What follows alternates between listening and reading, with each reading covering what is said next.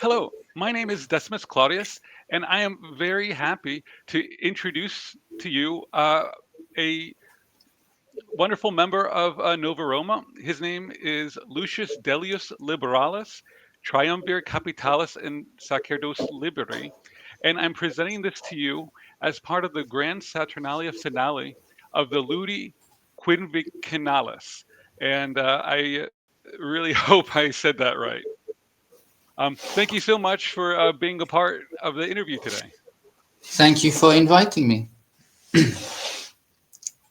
Well, my first question is basically how you became interested in ancient Roman history, because that's always a good place to start. Yes. Okay. I was born and raised in London, in central London, in fact, very close to the British Museum, and I spent a lot of time with my maternal grandparents during the holidays, also after school during term time. And my grandfather would take me almost every day to the museum and just spend hours, sort of leave me to my own devices running around the museum. And we have not a small collection of things Roman at the British Museum. And I think it started there. So around, I think, 6 or 7 is the earliest I remember perhaps going to the British Museum and having arriving and seeing the lions and the steps and this great Greco-Roman style, very imposing building, and thinking, gosh, I want to live there. Um, and I practically did for a very long time. We live not exactly walking distance in the sense 5-10 minutes, but my grandfather was big on making me walk everywhere. So a 45-minute walk across London to get to the museum on my own as a child in the 90s, early 2000s, while other kids were playing football and getting into all kinds of mischief. I was in a museum learning about the Assyrians, the Romans, the Greeks, the whatever was around. And it was my interest in Rome was cultivated also from the fact that there are various Roman ruins around London, the city of Londinium. We learn about it in school. We were a Roman province, so we have to learn about Rome from the age of 5 in primary school, and then it gets regurgitated in secondary school. So Rome and the history of Rome has always been present. But I should underline that I am actually primarily a Hellenist, more so than anything else. And does that have to do also with seeing ancient Greek artifacts in the British Museum? Because, of course, there are some wonderful Roman and Greek artifacts. I mean, some of them the Greeks even want back. Well, yes. I shan't comment on the Elgin marbles, but yes, obviously the presence of an abundance of Greek materials at the museum. Um, yes, again, also at school, we learn about the ancient world, but my grandfather has a particular interest in the classical world. So at home, we have untold VHS of BBC documentaries, the old Hollywood classics, the rise and fall of the Roman Empire, Antony and Cleopatra, Ben Hur, Spartacus. I remember watching all of these with my granddad. Then the books, the busts, the various little details was very much cultivated all around the same time. The love for the ancient world, not limited to the Greco-Roman world, because every primary school child learns about the pyramids, the pharaohs, and the Egyptians. But for me, it didn't just end at school, it continued at home as well, where the interest and the passion for the classical world was very much cultivated. That's amazing. And I know that you've also, for instance, do some reenactments, if I'm not mistaken. Um, have so when did you first buy your or when did you buy your first either Greek or Roman clothing and present yourself as such in public? Slight correction, I don't actually do reenactment, but my reconstructive religious practices are very ceremonious and formal. So I do my rituals in period clothing. reenactment is something I would actually like to get involved in, but for various reasons, it's not the easiest sort of things to get involved in. When we're discussing historical accuracy and access to materials and roles played, and that stuff, is expensive as well. Good quality reenactment things, but that isn't something I have been involved in just yet. Whereas regarding the purchase of the toga and the various tunicas, I don't remember when I think it was around my birthday a number of years ago. We went to Pompeii, a group of friends and I, to celebrate my birthday. And there is a restaurant very close to Pompeii called Caupona. And when you go for the dinners in the evenings, they make you dress in togas, and they have terracotta cut crockery and goblets and so on. And I remember liking very much the feel of dining and being in the authentic attire. That I went out and got one myself. So that was, I think, about 6 years ago. But Oh, nice. it's more of a Greek style tunica than it is a Roman one.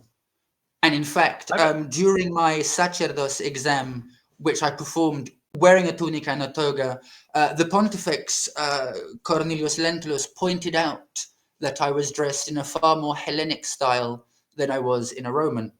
So that's also one of the reasons I'm not in formal attire tonight, because it's not quite up to scratch for the Pontifex. Well, I've actually been to Pompeii several times, and I think maybe 8 or 9 times actually. But I didn't know that they had a dinner in Roman attire. I definitely will have to remember it next time I go there. Um, Yes, it's well, very the actually, good when thing. you come out of the complex, it's just to the right, and they've copied the layout of one of the dining places in the city itself, and they've just replicated it further down. They have this whole front garden and porch with pine trees, and all the herbs they use in the cooking of the meals are grown in the front yard. They have a fountain. They do it's archaeogastronomy, and all the recipes are used are period based, and it's a very fun experience, a dining experience, and it's not expensive, all things considered. I'll have to remember that.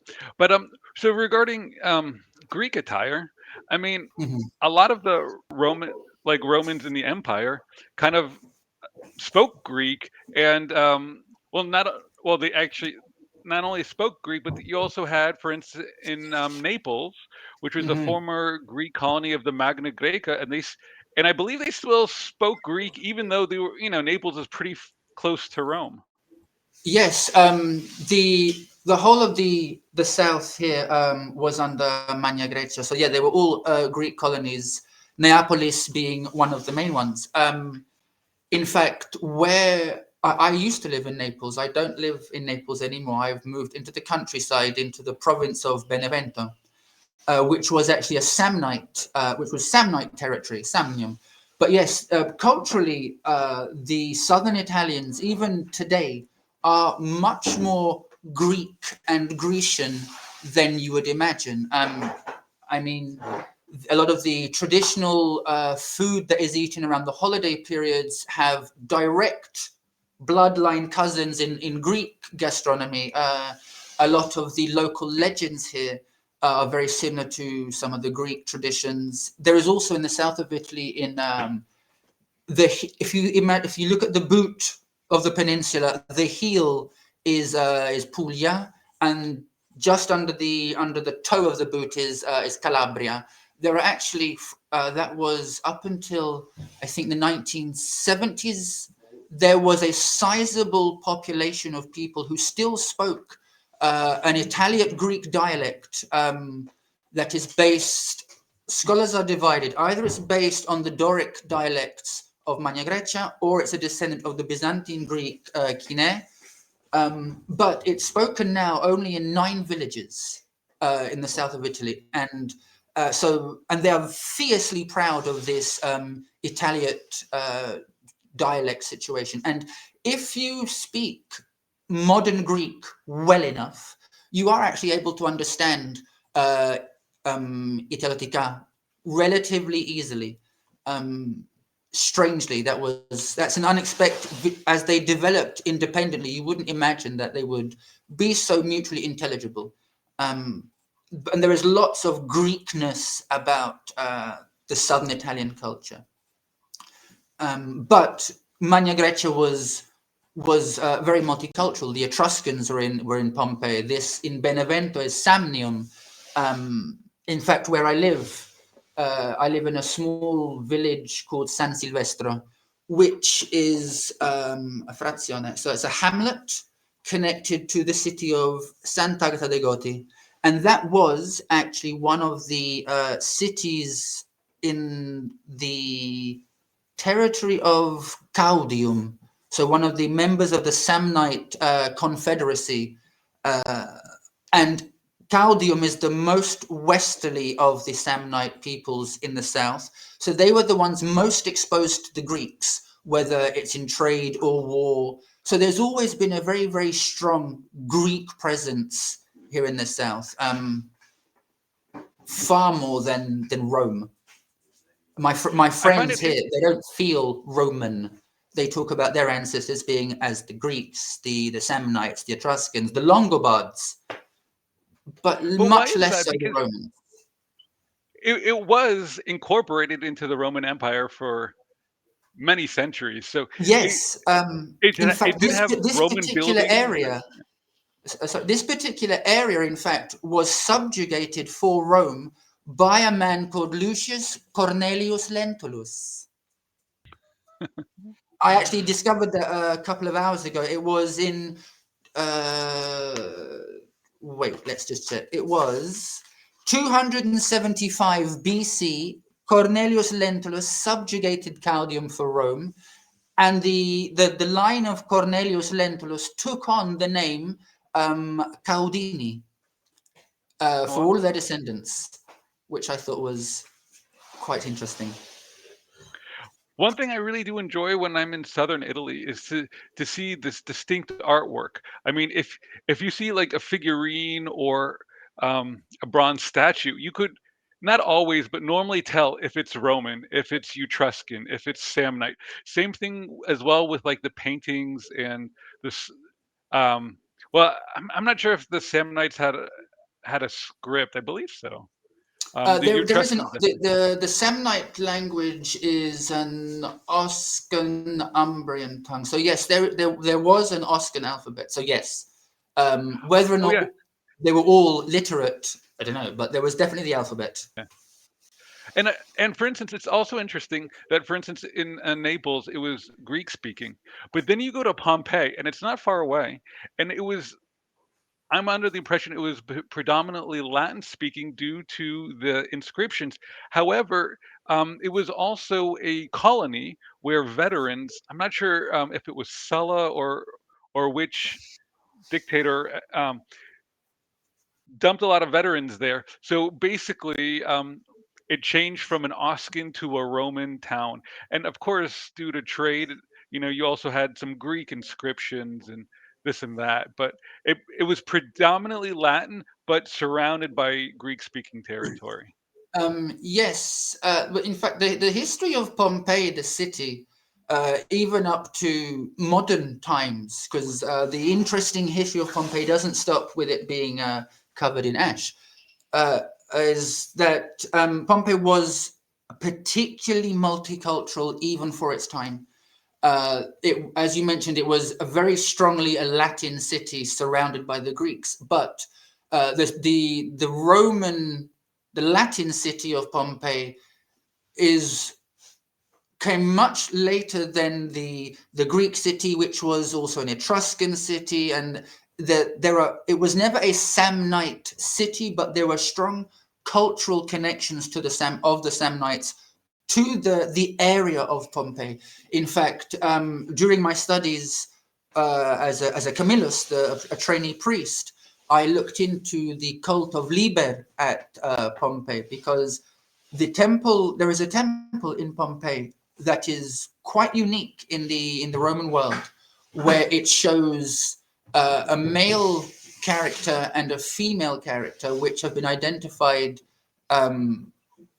with various different deities, but the academic consensus is that the male figure is Laufir, which would be the Samnite equivalent of Dionysus, of Liber.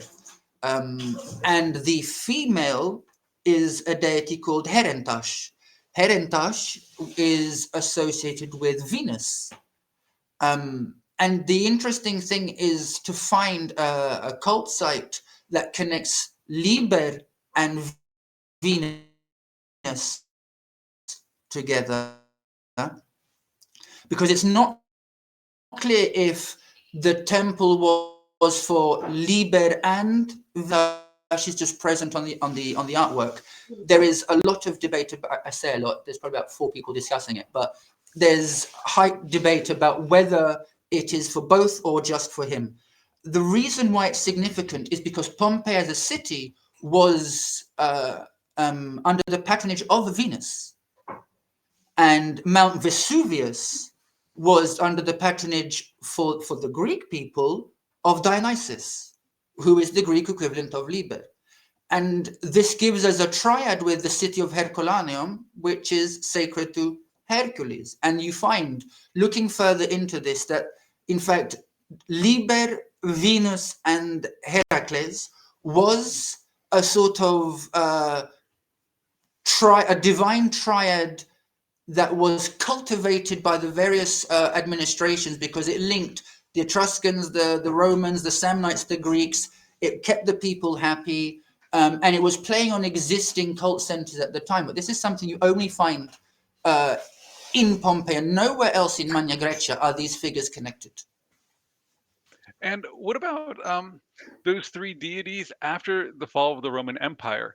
Were they still worshipped, or did it pretty much just become Christianized, like in Rome and other parts of the Italy? One of the things that is quite common in folk Christianity and in the countryside, in the small villages, is these things that perhaps the Holy Father wouldn't quite approve of, that are quite generally taken as being acceptable practices. And many anthropologists and curious people, researching, find that these do go back to similar practices from under the pagan times and the polytheistic times.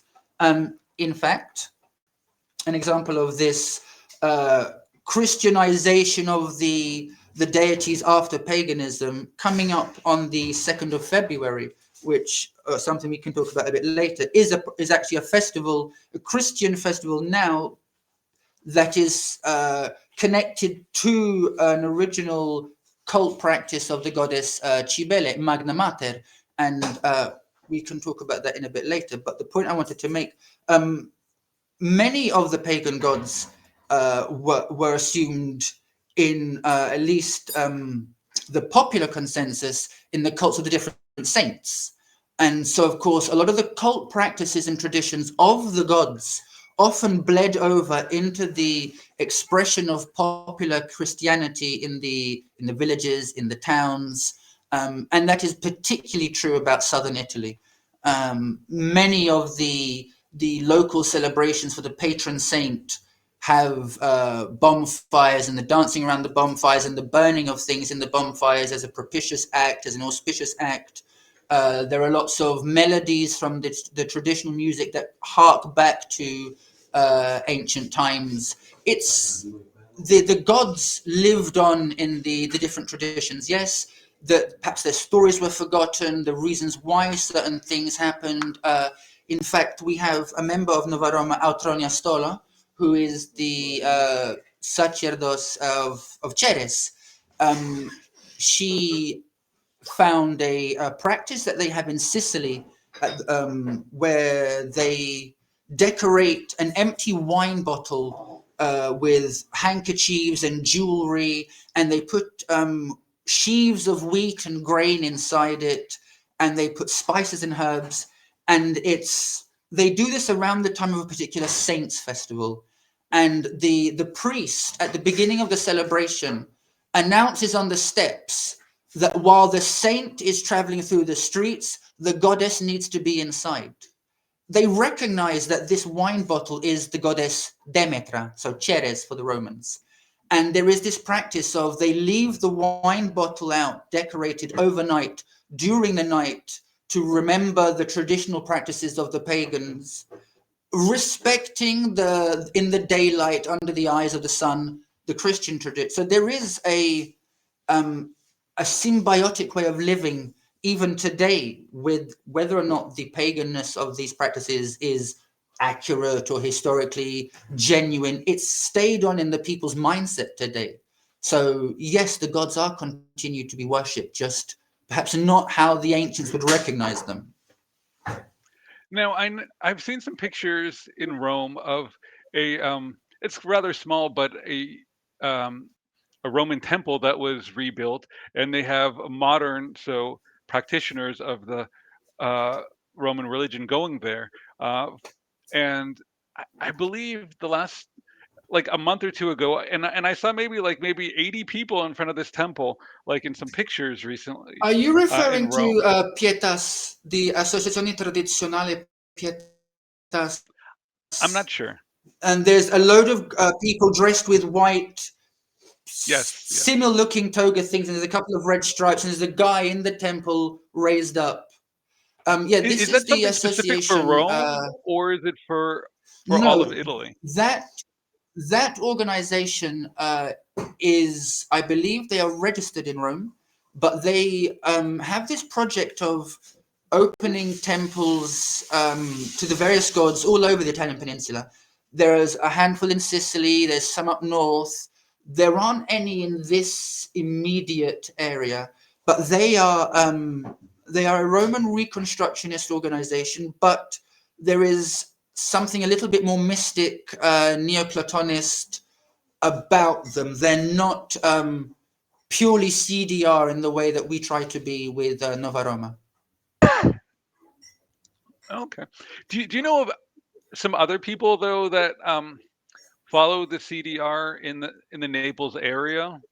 In the Naples area, well, I have personal friends, but there aren't any organizations or groups of people. The Roman Reconstructionism, the Cultus Deorum Romanorum, is much more popular north of Magna Graecia. There are many more Hellenists down here.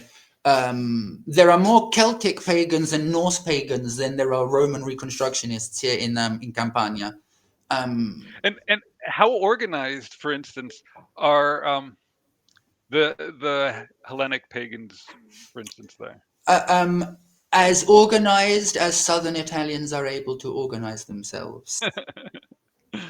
No, there are. So they try their best. There aren't too many public associations. There are more intimate groups of Hellenic friends who practice together. Reconstructionism doesn't really have the best of reputations in the pagan world and the neo-pagan world. And there are often connections to the extreme right, or at least in the way that the people think about them. This is often the case with Germanic heathenry in the north of Italy, is often connected to distasteful positions, shall we say. In fact, Roman paganism, Roman CDR, there is one group that I know of, the Communitas Populi Romani, who are they're not restorationists and reconstructionists like Nova Roma. They are reconstructionists on a religious level, but I've never seen them wearing togas. They wear veils when they invoke the gods. They live their religion in a very pious way, but they're not. They don't dress in togas. They don't dress in tunica. And they're one of two groups that I would say are safe CDR groups in Italy, because unfortunately, the main one that comes to mind when you think of CDR in Italy has unfortunate links to an Italian philosopher called Julius Evola. Julius Evola, and Arturo Regini. And because around the time of fascism, there was this reintroduction of Roman ideas and paganism into the cultural mentality as a way of giving a spiritual dimension to the fascist movement in a similar way that Hitler did with the Nazis. But it didn't work out because Mussolini signed a contract with the Pope. So that fell to the wayside. But the ideas of Arturo Regini, who I believe he wrote a book called Imperio Pagano, where he was talking about the use of CDR, religious rites and ceremonies, for the Italian state. His ideas inspired Evola, and Evola's ideas created the first modern CDR group in Italy. And they are unfortunately far to the far right than I am comfortable with. They're full-on fascists.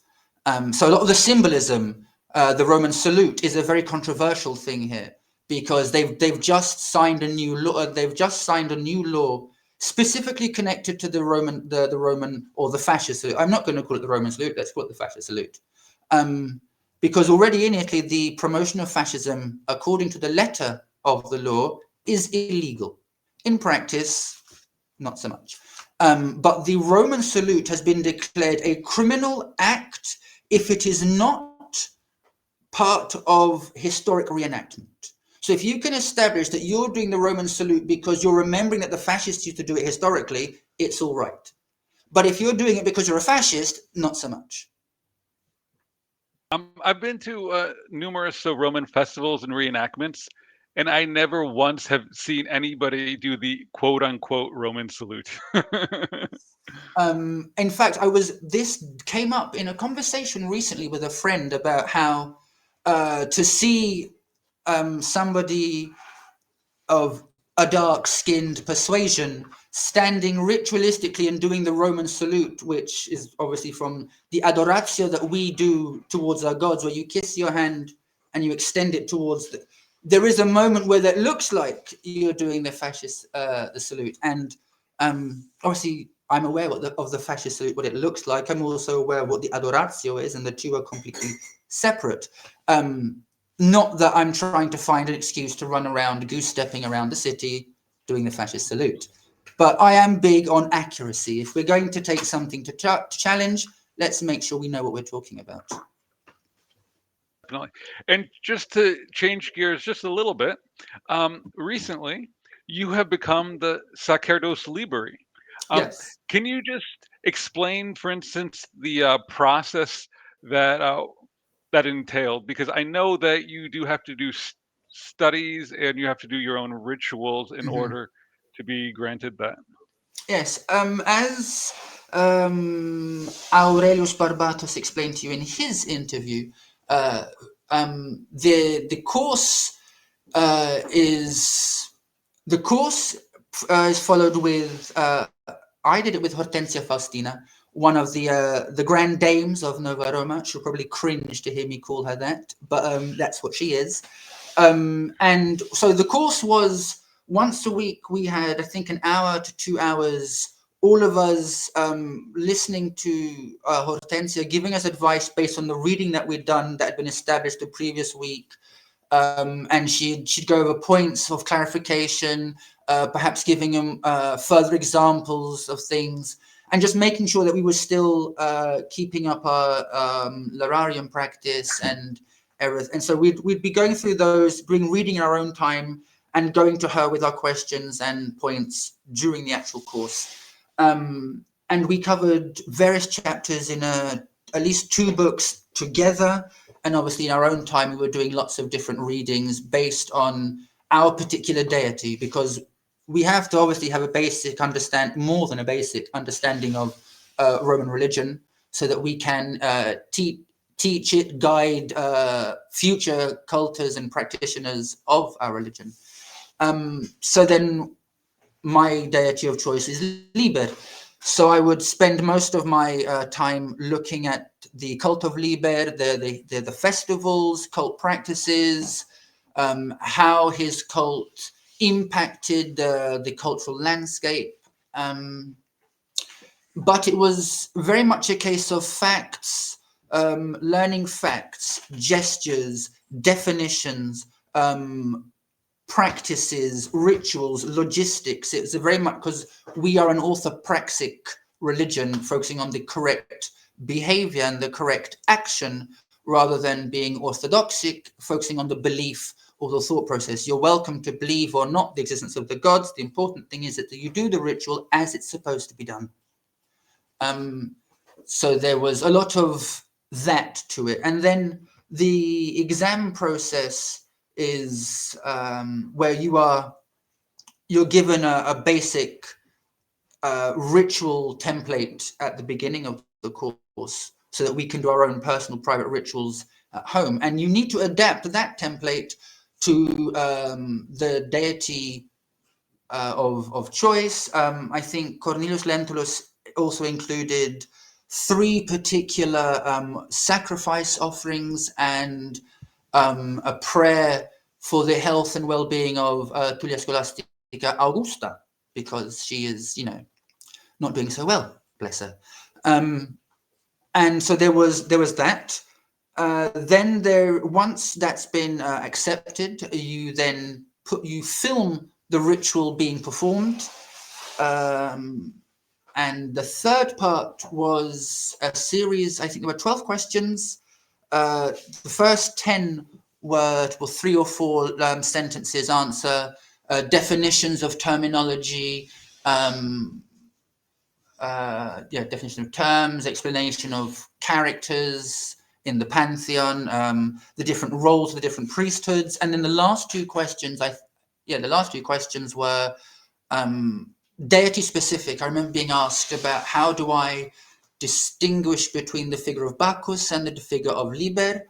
And then I think in the second question I was asked, how would I, as sacerdos liberi, maintain the cult and its traditions for Nova Roma, and how would I how would I minister and assist cultors in worshipping Liber and developing his cult? Because though Liber is one of the less known deities, Bacchus aside, Liber himself, he was actually a very important god for the plebs and for the life of the average common man. Very fascinating. I mean, there hasn't been too many people that graduated from the sacerdos program. So, I mean, it's very interesting to There's see. 3 of us so far. Yeah, and I believe there's a few more studying as well. It's kind of Yes. go at your own pace. Yes, So, it is. I also remember, I think I was reading that you're contemplating building a temple on your farm. Is that accurate? Yes, that is accurate. It started off with a much more modest ambition of just having a little shrine outside near the grape vines. And then that developed into, well, I could have a little shrine, but then, it would be nice, much like what Pietas are doing, a small little shrine set up, perhaps a garden shed cut with an arch and some columns and a few steps. Well, if I'm going to put the few steps, I may as well put a sacrificial altar in front. If I'm going to, and then it's like, well, do you know what? Let's just have a temple complex. Why not? So it's not going to be it's not going to be anywhere near the scale of what the Corvi are doing in the Ukraine, simply because we don't have the space and I don't have the inclination, honestly. But it's going to be dedicated to Liber, first and foremost, as that is my tutelary deity. But it's I'm not sure how it's going to evolve, what it's going to contain, but there will be a sanctuary for Liber. There will be a sacrificial altar outside. There will be an altar to Ceres, because we are agricultors as much as anything else. There will be a sacrificial altar to Faunus because I am a goat herd and we have a collection of goats. And goats were sacred animals also to Liber. In fact, one of his epithets is the goat slaughterer. His sacrificial animal was the goat because they destroy the vine leaves. So the gods that will have altars at the temple will be intimately connected to the activities of our small domestic homestead. We have a plethora of olive trees. I think there's about 30 of them. So an altar and sanctuary for Aristeus and Aristeus and Apollon. There will be, we're going to get bees and start cultivating honey and wax. So that's going to have a role. We're going to use the area for the sacred grove with the apple trees that we have, and we're going to try and build it up so that all of the stuff around the temple will be used in the offerings, in the decoration, in creating the processional way. It's going to be nice and fancy, but it's not going to be anything like the Templum in Poltava. Just out of curiosity, what's the process there in Italy? I mean, I guess you would have to get, permissions and find somebody to construct it, and maybe find someone to do a cult statue and an altar and that. So, I mean, is this like a I mean, complex well, process this all that'll take a few depends. years? I mean, this all depends on the final structure because there were, I mean, if you want the big grand temple, the big stately situation, you can't do that without the intervention of pontifex, of the Collegium Augurum, because first you need to find out if you can do the thing. Then you need to find out if the gods are on side with you. Then you need to find out where you do it. And for that to happen, the Augur has to come and set up his little templum and sit down and watch the birds move around. And there's all these different things, and he might say no, so then you have to. And so that's one. But then after that, the pontifex comes in and does something, and then you can. I'm not going for that at all, because it would just take forever. Then the step down is not. You don't need the augur because you're not doing it with the permission of the gods. You're doing it as an act of devotion. You as a private individual doing this structure that requires less intervention from the various authorities. And then I could just be me, Lucius Dellius Liberalis, put a cult statue, build a little temple, and if you know it's there, you can come and have a sacrifice. If you don't know it's there, you don't know it's there. It all depends on how quickly we want to move forward, how serious a project it's going to be, and permit ourselves. It would be lovely to have a great stately temple, but then that would involve, as you said, someone to have to come and do measurements and calculations. We would need planning permission. We would need this. We would need that. And bureaucracy in Italy is anything if swift and efficient. So, no. Well, if I'm allowed to make one little suggestion, is that when you do build the temple and you have it inaugurated, that you invite the public to make a grand ceremony out of it. So a lot of people, doesn't matter if they're in Italy, maybe they'll come, from Hungary or Germany or even in the US, could like really, take part in No, it. definitely, we definitely will, because one of the things that we're also using our land for, one of the many many projects that we have, is some form of accommodation and sort of hospitality, rural tourism setup. So there is going to be space for people to come and stay and to make an event of it. But yes, that's depending on how it goes, it will be a big thing publicized around Nova Roma and anybody who will listen, or if it's not so, it'll be a bit more intimate, and if you know, you know. Very interesting. I mean, it it sounds like you're on quite a large farm, at least for non-farmers. I guess, there's pretty much, no upper end to like the size of a farm. But I Well, mean, no, for instance, yeah, you mentioned like the 30 olive trees. I mean, that does take up some space because olive trees are separated.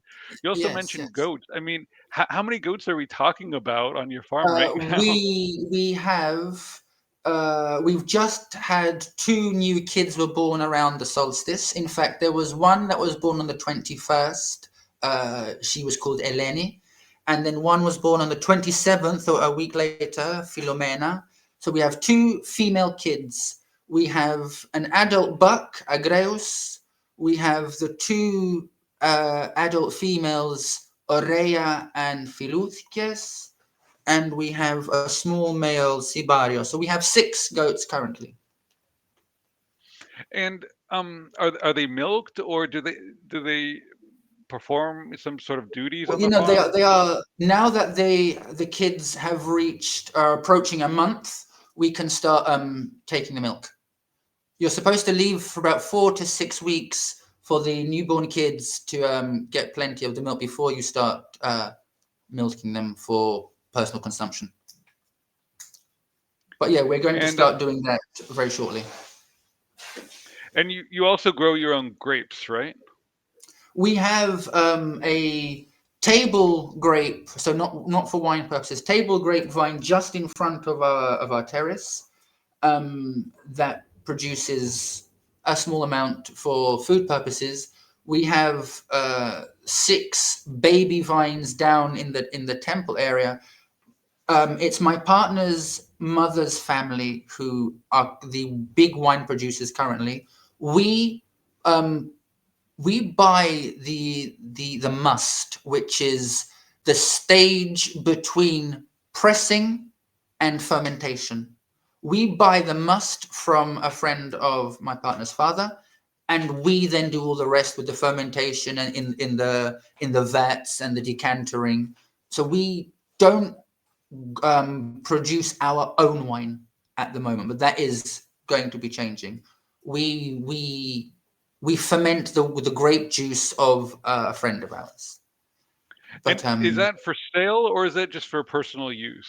personal consumptions. Our intentions of most of the activities and projects of the land are primarily for sort of self-sufficiency, eco-sustainability situation, not with an idea of making capital or profit. That will slowly start to change because we will need to. But primarily, it's for us to have access to decently and humanely sourced meats, dairy products, 0 kilometers, fruit and veg, and all the rest of it. I also find it fascinating that not only um, are you a contributing member of Nova Roma, but you're also a farmer. As perhaps not as your main occupation or career, but it goes back to the fact that like in ancient Rome, there was many farmers, and agriculture was such a vital part of society, which nowadays, there's Mhm. I don't know, maybe let's just make up a number, 1% of society today are actually does anything to do with agriculture, whereas in the past it was much more predominant. I mean, one of the things, because I was born and raised in London. Then I lived for a year in a small town, small city called Bristol. I was back to London. I've lived in Paris. I've lived in Aranda de Duero. So it's a small town in the north of Spain. I was in Rome for a small amount of. Strangely, I hated living in the city of Rome. I don't know why. And It's then I was in Naples for 5 years, and in all of this time, trying to maintain a form of polytheist or pagan religion in the city is one thing, but when you live a polytheistic and neoclassical lifestyle and you're in the countryside, it makes a whole it provides a whole new aspect to it, because you start to understand certain things. You start to get a feel for certain things and understand why certain deities became so important, why a number of realities start to make sense. And it's actually been very, very fruitful and productive, spiritually speaking and culturally speaking, living a polytheistic classical lifestyle in the 21st century. Yeah, it's I mean, it was living in the city. We, for example, the deity that one of the deities that I am a devotee of is Hecate, and her offerings were traditionally left at the crossroads. You don't always have ready access in the middle of a busy city to a crossroad at night where you can just go, leave an offering, and walk away, not being concerned that foxes, dogs, nosy neighbor, rubbish man, someone's going to come and take the offering and, you know, do what they need. Whereas here, you step outside of our gate, there is crossroad, go down, crossroad, cross over, crossroads, full of crossroads everywhere. No one's here. It's dark. You hear the howling and the barking of the dogs. You have the light of the moon rustling through the leaves, and you leave your offering, and that feels ancient. That feels I literally feel like, yes, I am doing exactly the same thing that thousands of years ago another devotee of this same goddess in this same probably used this same crossroads and heard those same dogs barking and saw that. These are things that, okay, it's a novelty, it's a decoration of the city, but it's something that I didn't have in the city. Because when I left my offering to the goddess, I had to leave it behind the plant pot, move the plant pot, so I know that it's not going to get. It's a different dimension for living a religious life of a religion so intimately connected with the agricultural seasons and cycles, in the way that the Roman religion is. Living that today as a city boy from London in its southern Italian countryside is quite a special thing, I would say. And the Romans actually did write a lot about agriculture. I'm wondering if there was some sort of, I don't know, either book or passage about agriculture from Roman times that you read that kind of like struck a chord with you? Gosh, I mean, there is Cato's De Agricultura, I think. Yes, that's the one. I mean, I haven't read it for hints and tips on how to grow better aubergines, but I mean, it's interesting. I use it to get the recipe for the Liber cake that we give on our sacrifice. And I followed his recipe, which was the pound of cheese and the 1 egg and the pound of flour. And I don't know what eggs or flour he was using, but I've done his recipe. It doesn't work, Claudius. It doesn't work, all right? I had to cheat. I had to use mascarpone. I used a bit of this. And finally, I've got something that seemed decent. I don't know, because Aurelius Barbatus follows a similar recipe to Cato, and his look really nice. But I guess it's not the same kind of cheese or something. I don't know. But about the agricultura and the use for food, I recently challenged Autronia Stolo to a gastronomic challenge for the month of February. I may have to delay it to March, but the idea was that we spend the month only eating Roman stuff, because she also likes to cook and experiment with recipes. So I sent her a load of PDFs, a load of links to, I think there's Historic Italian Cooking on YouTube. There's the Apicus book of ancient Roman recipes. And that's the challenge, that we both spend breakfast, so ientaculum, lunch, prandium, and dinner, cena, only Roman dishes. Obviously, if you can't get hold of the specific ingredient, you can substitute it with something similar, but I want evidence that we're both suffering together, because I've seen other people do this challenge and it doesn't always go well. And I hope since I hope no dormice are involved. No, I've checked, and dormice are still illegal for consumption in Italy, but I am willing to find an alternative. Rabbit, you can use rabbit. We've got lots of rabbits running around. But I do think a trip to Croatia is worth it, just for the dormice, to be honest. Um, Wow. Um, so to go back a little bit, you were mentioning all your stages of going from London to the countryside. I'm wondering, what was like the catalyst, one for leaving London, and two, um, going to Italy, specifically to the countryside. okay, I left London on Wednesday, the 24th of September 2014. I think we left British airspace around 7:30 in the morning. I arrived in Naples at 9 at breakfast precisely. Why did I do that? I was offered the job. I am a language teacher, and during the summer holidays and occasionally the spring break, our school hosted foreign students, primarily Italians and Spanish kids.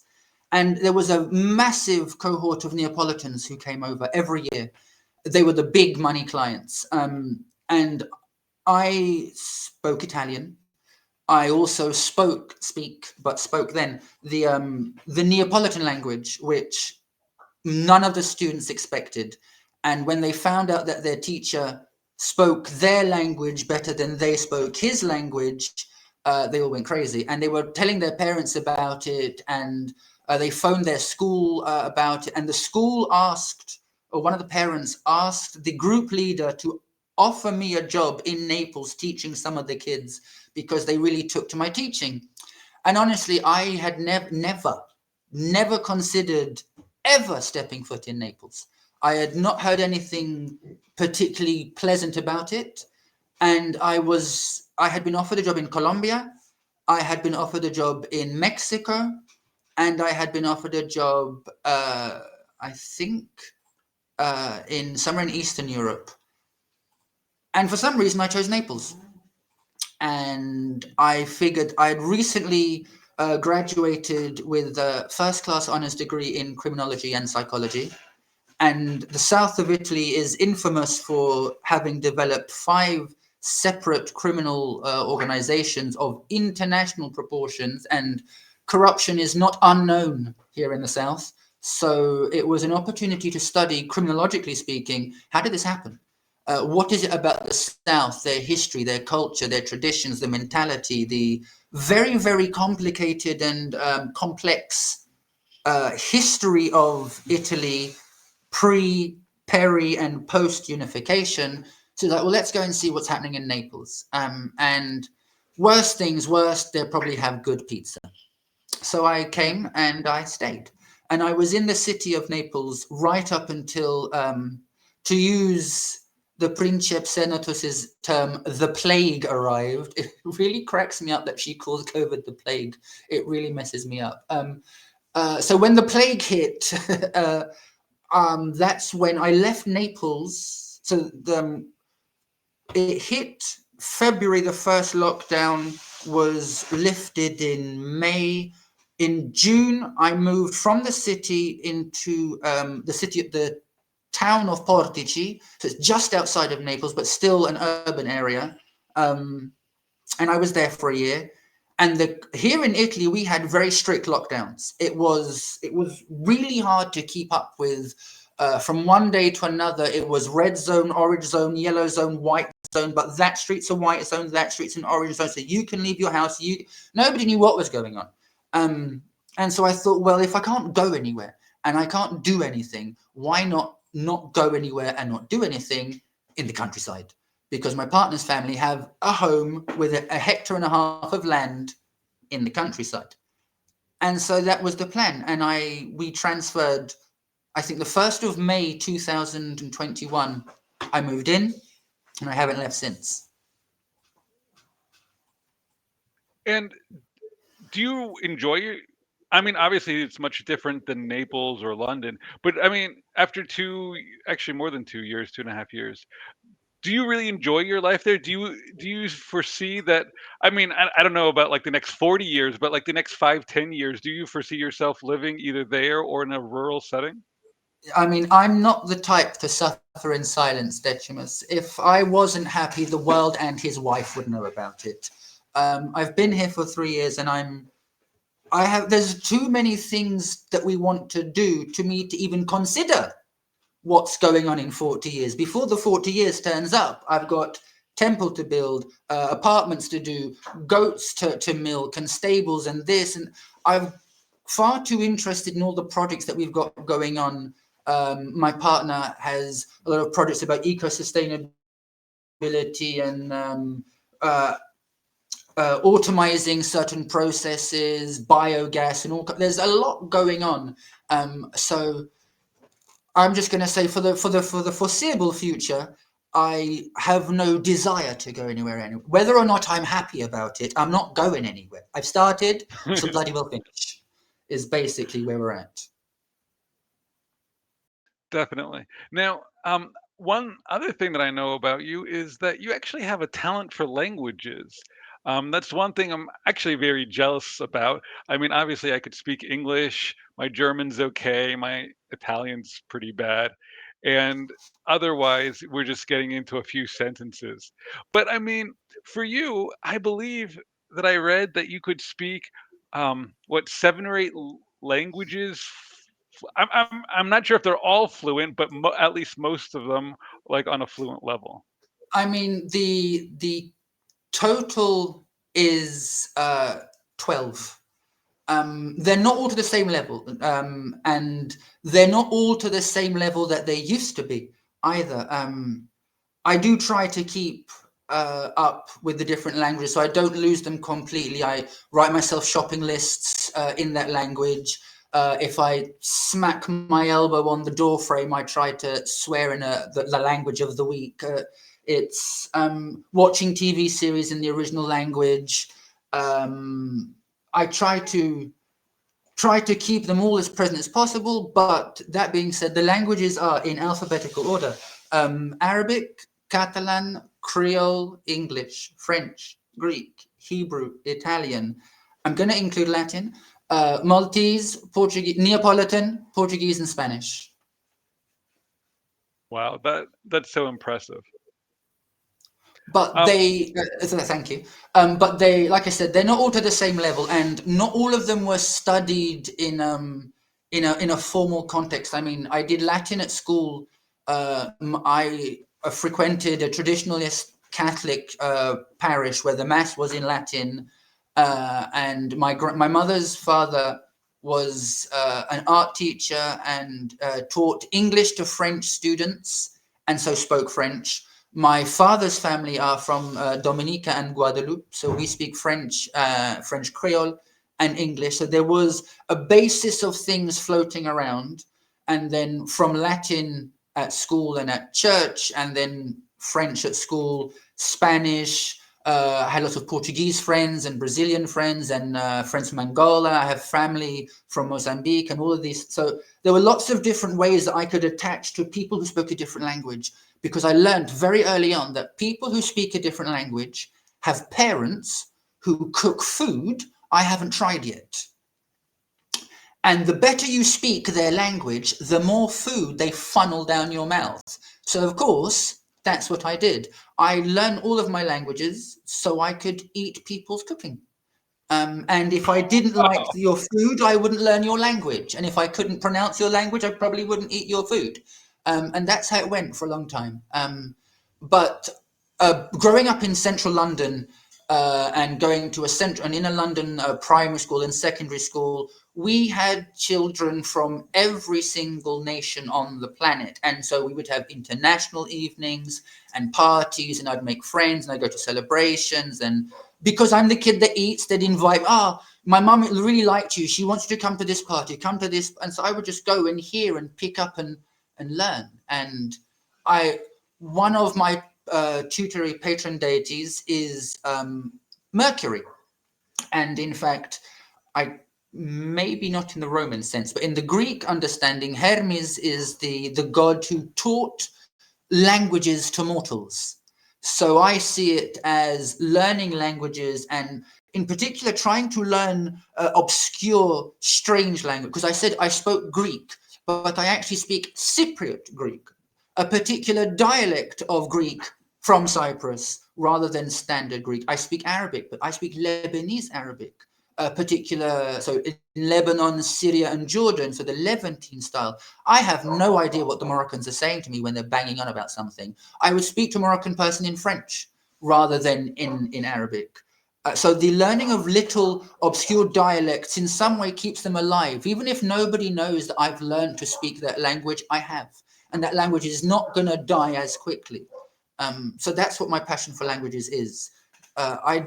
If I don't remember to speak the languages as I used to be able to, I really don't mind. The important thing is that I learned them, I tried, and that's going to continue in some way. So because you also have a passion about ancient, so Greece, do you, and you mentioned that you learned Cypriotic Greek. Can you at least read ancient Greek, or did that not happen?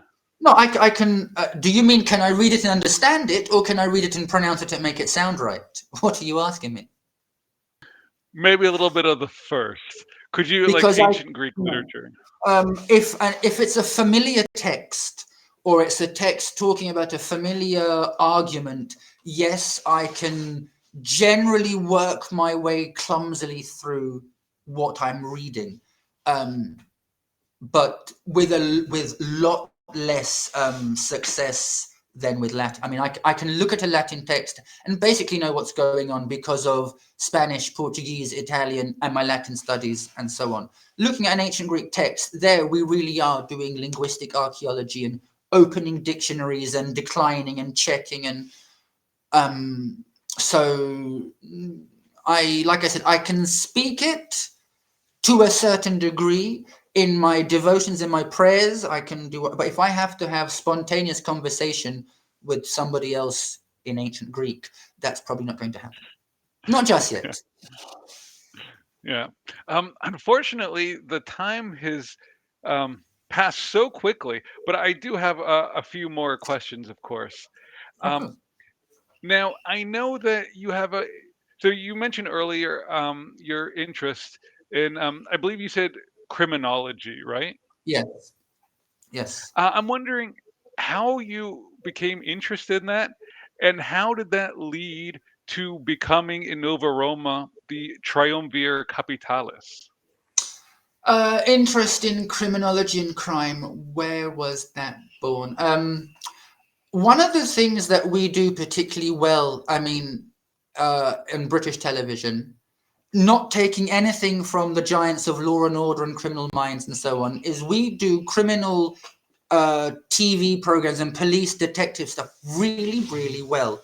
And I grew up watching things, all the detective shows, all the police shows, and being fascinated not so much with the investigative process of the detectives, but more of the why. Why did that criminal choose to commit that crime? What did that crime mean? What was the motive? All the and then, of course, I also enjoyed watching the adventure of the police detectives investigating the crimes and looking for clues and understanding when someone's lying, sort of lie detection, and so on.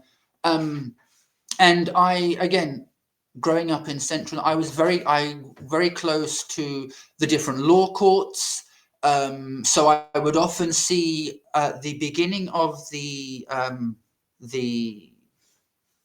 ceremonial year, I forget of which, you would see all the different judges and justices in their wigs and their gowns and their chains processing along to the Royal Courts of Justice, and it was all very pompous, and there was elegance, and it was the spectacle of justice. It was very impressive for a young child.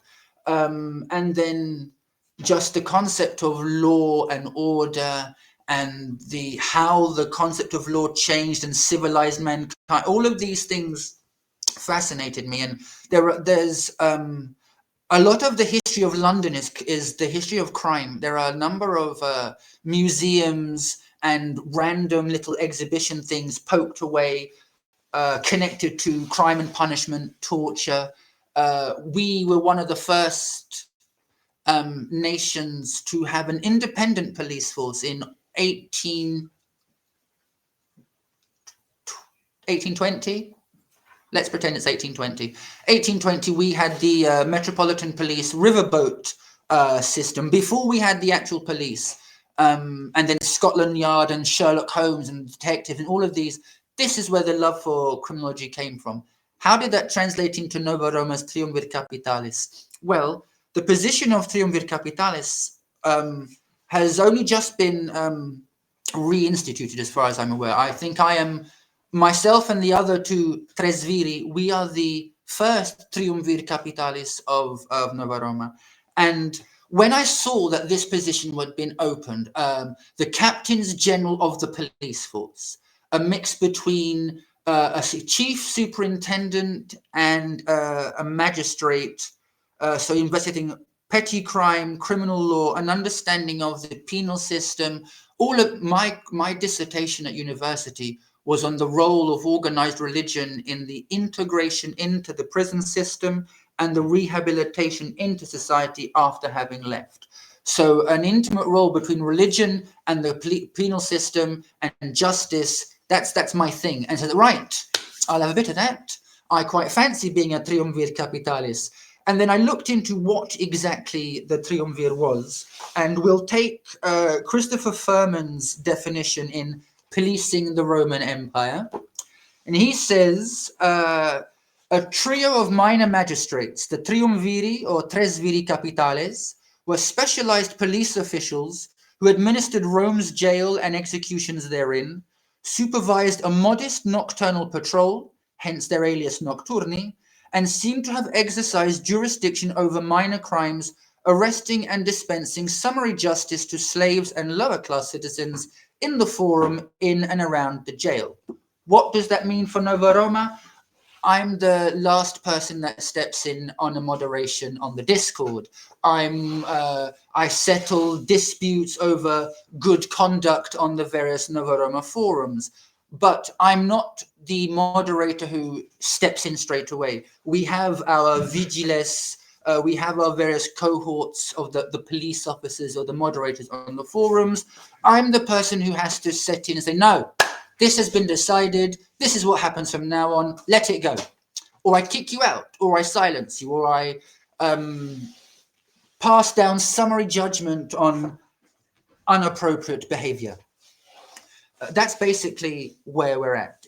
I mean, if I don't know how that would translate into a reenactment situation if we were to participate, the Tresviri, at a Nova Roma event, and there was some kind of drunken brawl between two soldiers at the taverna, we would have to step in. But so far, it's just developing this whole moderation and dispute resolution and keeping public order and administration in our public forums. Very interesting. I mean, you sent a picture of that book into the forum, I believe, like a week ago. Yes. I'm sure there's so many different anecdotes. I mean, that's the beauty of ancient Rome, is that it's so raw, you know, and there's so much just information that you could spend hours and hours just reading these stories, just kind of shaking your head, like wishing that like maybe you could like look at the events but not actually be there, because I think Exactly. if we were there in ancient Rome, obviously it would be a very dangerous place for most of the people. Yes, definitely. But definitely a lot of fun from the sounds of things. That's true. So just a couple quick questions, because unfortunately we have to wrap up soon. One of them is, I was just curious, what are some of your favorite ancient, either Roman or non-Roman, but ancient archaeological sites in Italy that you really enjoyed visiting? Okay. Pompeii is the obvious one. That was a lot of fun. It's really easy to lose yourself and transcend time and space and imagine you're there. Another particular favorite site is not so much a site as an exhibition now. It's the Isis Museum in Benevento, of the temple that Emperor Domitian had built with Egyptian materials. In fact, it was the largest temple to Isis outside of Egypt, built entirely with Egyptian materials. And there are some cracking things there, and you can't really appreciate the size of the temple based on the very small exhibition. But then when you walk around the city and you sort of get a layout in your mind, okay, we know that this bit was right by Traiano's arch. We know that that bit was near that church over there. So you start to get to feel that this was a massive thing. And there's a couple of the columns still present standing inside a church. Or if you go into a baker's shop and go down a couple of steps, you can see through a window another aspect. I think that's why I like the lack of the archaeological site in Benevento, because you walk around and see so much of modern life that could have been contained in this temple complex. That for me was impressive. Obviously, Rome's nice. It's nice to walk around in every single aspect of every street. You know, you turn a corner and you've got something thousands of years old opposite a pizza guy and a girl and her smart. But Rome, I have to admit, unpopular opinion, is not my favorite city. I love Rome to visit, but I could Yes, never live there. There's a big difference between visiting and living. yes, that's for sure. But so I don't.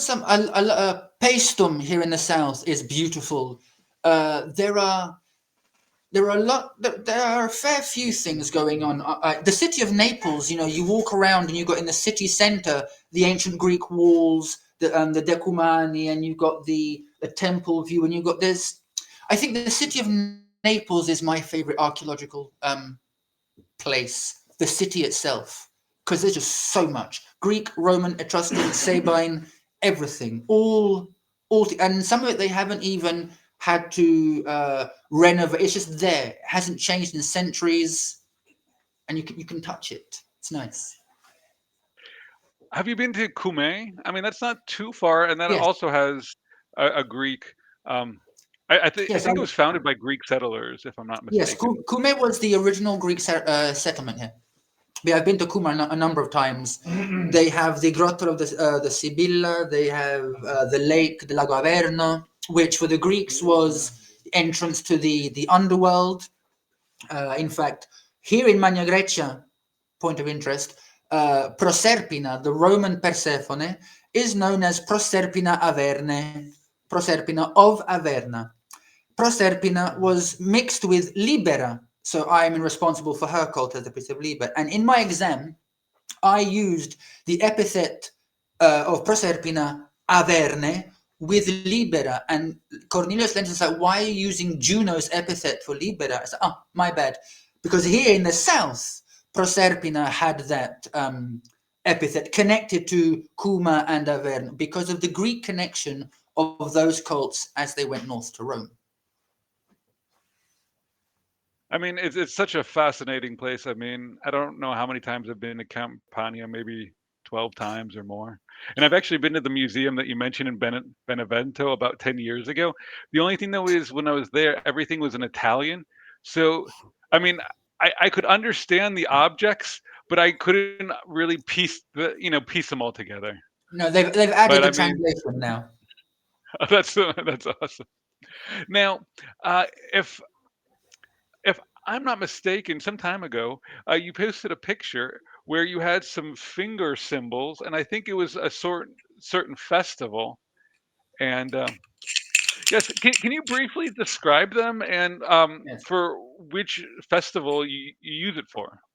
Yes. Okay. These will be known to most people from the similar to the flamenco castanets of Spain. Now, in Italian, they're called nacchere, but in Neapolitan, they're called castagnette, like the Spanish word. These are used in a number of southern Italian dances, traditional dances of Magna Grecia, in particular for the Naples area and just up to where I live here is one of the dances called the tamburiata. And the dance is goes back to the traditional agricultural traditions of the cults of Demeter and Dionysia, so Ceres and Liber, because a lot of the movements in one of the particular styles is connected to the gathering of the harvest, picking the fruit from the trees, carrying the baskets, moving around the fields, and fertility and growing and blah, blah, blah. Another of the traditional types is a sort of a courtship amongst the groves, amongst the trees, very Bacchic in its sense. The movements of the feet are moving the soil to throw down the seeds. So very agricultural. And my ribbons are all one color, they're all red, but they're supposed to be a mix of contrasting colors because they act as an apotropaic feature, keeping away the bad stuff, the bad spirits, negativity. The sound of the nakere, the colors of the ribbons, this is all apotropaikos, as they say in Greek. And the dance is tamuriata and is connected to this drum, which is called the tamburo. Now, the drum itself, if it's going to be strictly technically a tamburo, needs to have been crafted in the shadow of Vesuvius. So anywhere outside of that, the villages around the mountain, it's not technically a tamburo, it's just a basic drum. And it's made with goat skin. And there are a particular number of cymbals and timpani which are connected to the goddess Magna Mater, Cybele, the mother of the gods, because legend has it that it was her priests, the Galloi, the cross-dressing, gender-bending, castrated priests of Cybele. And they are supposed to have invented this drum for her rites and her dances and her ceremonies around the fires by torchlight, which were also connected to the rituals of Bacchus. And in fact, there is a festival on the 2nd of February, which for the Christian calendar is the Candelora, where there is a church on a mountain in a place called Avellino, which is another member of the Samnite Confederacy.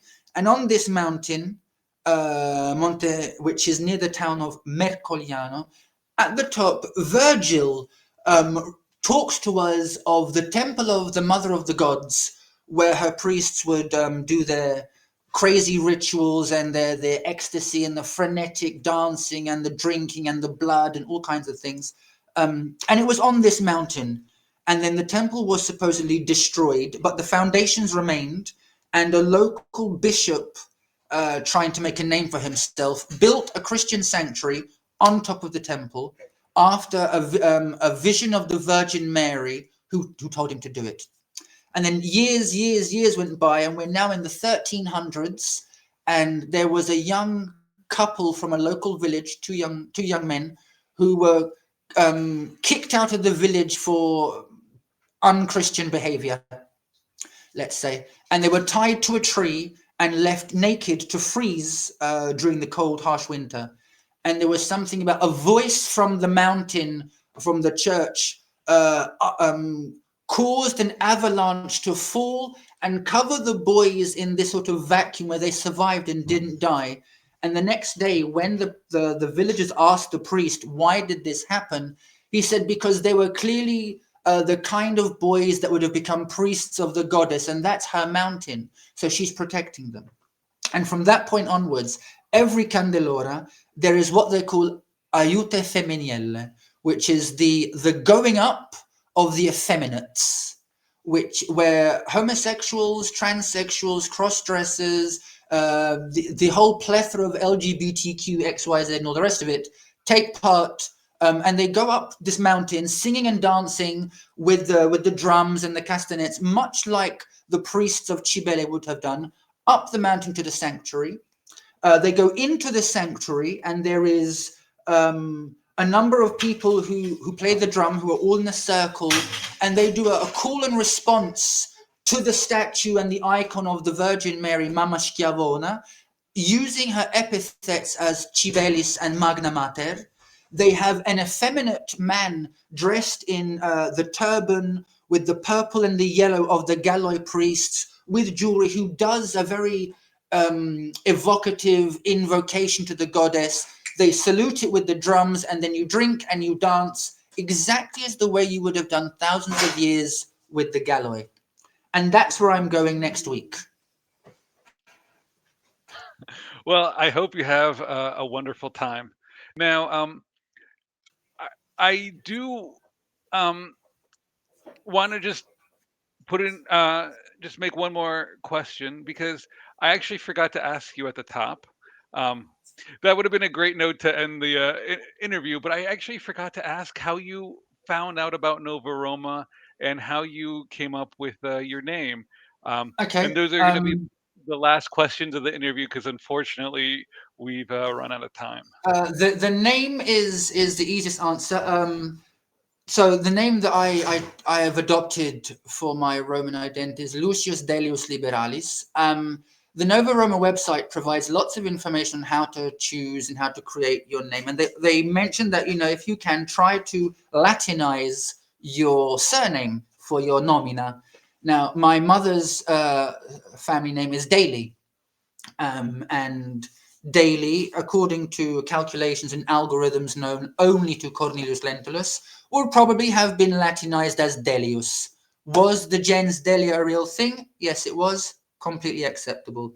Liberalis, why? Because I am a devotee of Liber, and Liberalis, as identified by the Grand Dame Hortensia Faustina, was a cognomina used by priests of Liber.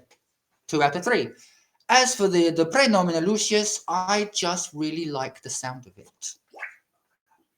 Lucius Dellius Liberalis. That's the name I can get behind. Very nice. How did I come to find out about Nova Roma? It was, again, a recurring theme. Hortensia Faustina is a member of Hellenion, a Greek Hellenic polytheist organization.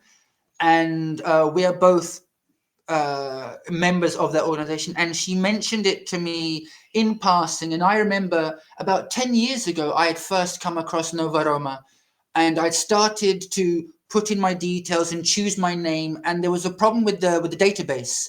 It said error message, error message. I thought, well, do you know what? I've seen error message too many times this afternoon. I can't be bothered. And it just disappeared. And then 5 years later, Hortensia was like, you should join Nova Roma. We're a great bunch. I was like, well, I'll have a check. And the rest is history.